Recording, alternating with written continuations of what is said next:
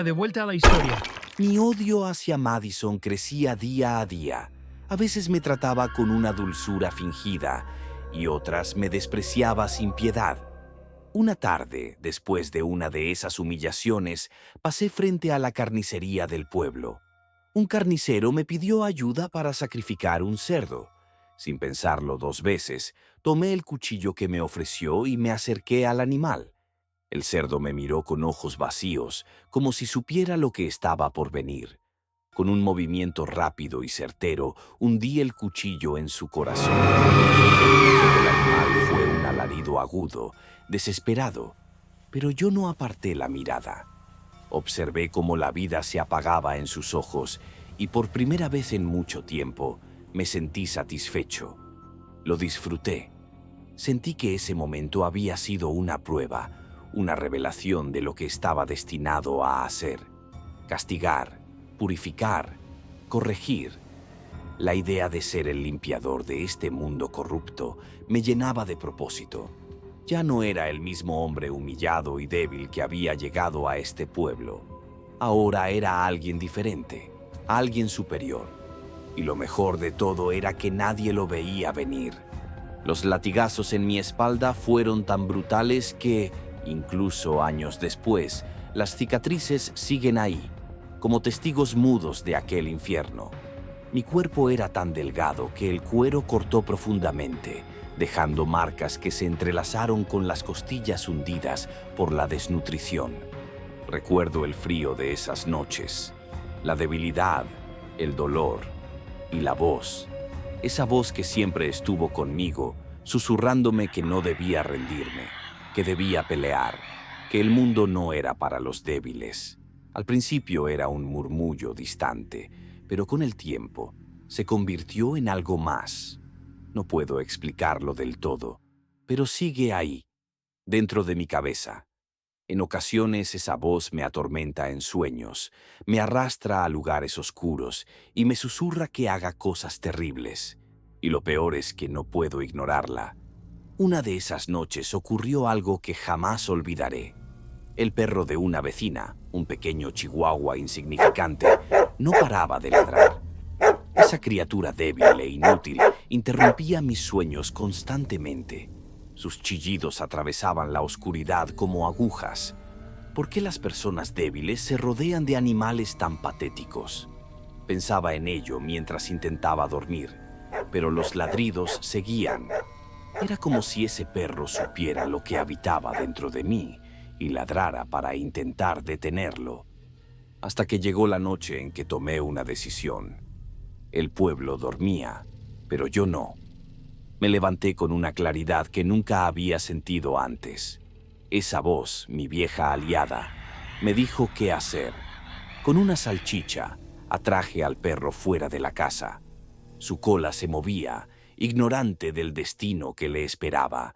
Por un momento pensé en envenenarlo, algo rápido, sin esfuerzo, pero número.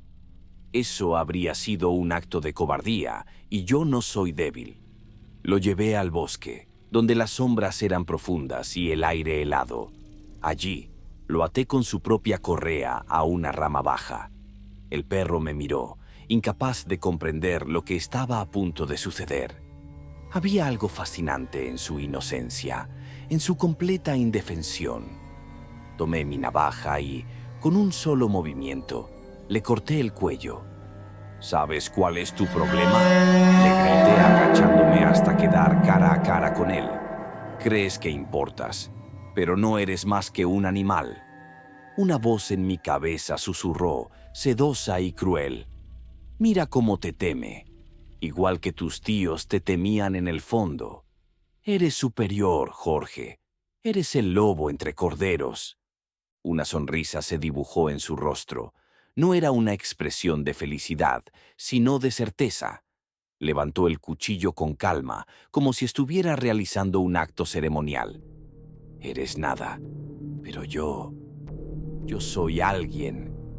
Y con cada palabra, descargó sobre el hombre la furia contenida de una vida entera.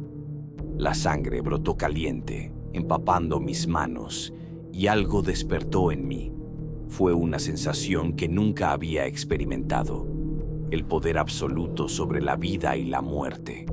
La voz en mi cabeza se convirtió en un rugido de aprobación. Esto es lo que significa ser fuerte. Esto es lo que significa estar vivo. Lo llevé hasta el borde de un barranco, donde su cuerpo inerte desapareció en la oscuridad. Nadie lo encontraría jamás. Esa noche fue la primera vez que saboreé la sangre, y debo confesarlo. Me gustó. La sensación de control, la adrenalina, el placer, fue como abrir una puerta que nunca podría cerrar, porque una vez que cruzas esa línea no hay regreso. La sangre no es solo una mancha, es un llamado, una necesidad. Desde entonces esa hambre ha estado conmigo, al acecho como un animal agazapado, esperando el momento adecuado para atacar. Puedo reprimirla durante un tiempo, pero nunca desaparece del todo. Es parte de mí. Y lo más aterrador de todo es que no me importa. Recuerdo perfectamente la primera vez que vi a Marilú. Se vestía de forma recatada, con una mirada profunda y seria que irradiaba algo que muchas otras mujeres no tenían. Era una mujer atractiva, sí, pero lo que realmente me cautivó fue su trato. Un día, mientras luchaba con un hambre que me avergonzaba admitir, Marilú, sin decir una sola palabra, me ofreció un plato de comida. Fue el mejor gesto que alguien había tenido conmigo en mucho tiempo. Después de largas horas de trabajo, sentí que merecía cada bocado de esa comida deliciosa que ella había preparado. La miré a los ojos mientras comía, y en ese instante entendí que tenía posibilidades con ella. Yo, un hombre casado, sí, pero eso nunca me detuvo. Ya tenía 9 hijos con Antonella, y si otras mujeres con las que había estado no se embarazaron, fue porque ellas se cuidaron, no porque yo fallara. Podía tener 3, 4 o cuantas mujeres quisiera. ¿Acaso no es ese mi derecho como hombre? El trato de Marilú hacia mí era digno, respetuoso, y eso fue suficiente para que me obsesionara con ella. Decidí sorprenderla un día con una rosa. La observé ponerse nerviosa, distante, como si estuviera preocupada por algo, pero no conmigo. Sabía que escondía algo y me ofrecía consolarla cada vez que podía. Con el tiempo, mis sentimientos por ella se profundizaron. ¿Me habría embrujado? ¿Cómo era posible que estuviera dispuesto a todo por ella? Mientras tanto, Madison seguía coqueteando conmigo, pero su manipulación era evidente. Addison, por otro lado, era más seria, más tranquila. Aún así, fue Madison quien un día me pidió un favor extraño. Quería que siguiera al padre Armand hasta la ciudad capital. No era la primera vez que hacía ese tipo de trabajos. Me puse una gorra y un pants negro y lo seguí por toda la ciudad como una sombra. Cuando llegó al centro, aparcó el vehículo a 3 cuadras de su destino. La noche era oscura y lo vi entrar en un lugar de mala muerte, un antro de mujeres de la vida galante, donde las mujeres se desnudaban para seducir a los parroquianos. Me escondí en las sombras y observé. No podía creerlo. Allí estaba el padre Armand, pidiendo las bebidas más caras, con esas mujeres sentándose en sus piernas, riéndose como un hombre ordinario. El gran padre Armand, el hombre virtuoso, no era más que un hipócrita, un cerdo inmundo. La satisfacción que sentí al descubrirlo fue indescriptible. Regresé a San Miguel de la Niebla y le informé a Madison todo lo que había visto. Me pagó una generosa cantidad de dinero y por supuesto eso me alegró.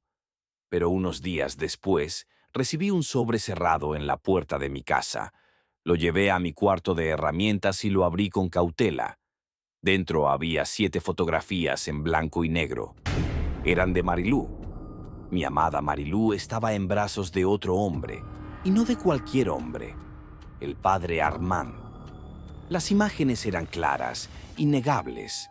Marilú no solo me había engañado, me había utilizado, Me había seducido con su falsa bondad, haciéndome creer que sentía algo por mí. Era una perra pervertida, igual que todas las demás. El odio se apoderó de mí, pero no perdí la razón. La concentré. Sabía que era sábado en la noche y que Marilú estaría en la parroquia. Sabía que me recibiría, como siempre lo hacía, creyendo que yo era el mismo hombre débil que había conocido. Pero esta vez no iba solo. Iba acompañado de mi arma favorita, mi machete. Cuando regresé a mi casa, me encontré nuevamente en mi cuarto de herramientas, limpiando el machete que había usado. La sangre se desprendía del filo con cada trapo húmedo, y mientras lo hacía, sentí alivio. Había saciado mi instinto. Había dado su merecido a esa perra traicionera. El padre Armand, sin embargo, seguía en mi lista. Él también tendría que pagar. Pero con él sería diferente. Con él sería lento, metódico, como un castigo divino. Yo soy el limpiador de este mundo, y el padre Armand será mi próxima tarea. No me preocupaba en lo absoluto. Había limpiado todas mis huellas, y los detectives de la ciudad capital eran unos completos idiotas. Los había visto trabajar antes, y sabía que nunca podrían descubrirme. Podría pasearme por el pueblo con la frente en alto, disfrutando de mi libertad, mientras ellos se golpeaban la cabeza contra las paredes tratando de entender lo que pasó. Yo siempre gano. Estaba metido en mis siniestros pensamientos hasta que una voz me sacó de ellos. «¿Qué haces levantado a esta hora?», me gritó Antonella, mi esposa, con esa voz que siempre parece llena de reproches. La vida es mejor con un buen café en una mano y un gran libro en la otra. Si llegaste hasta aquí, felicidades, eres valiente. O un poquito masoquista. Sea como sea, te gusta la historia, así que no olvides dejar tu like y suscribirte, nos ayuda muchísimo.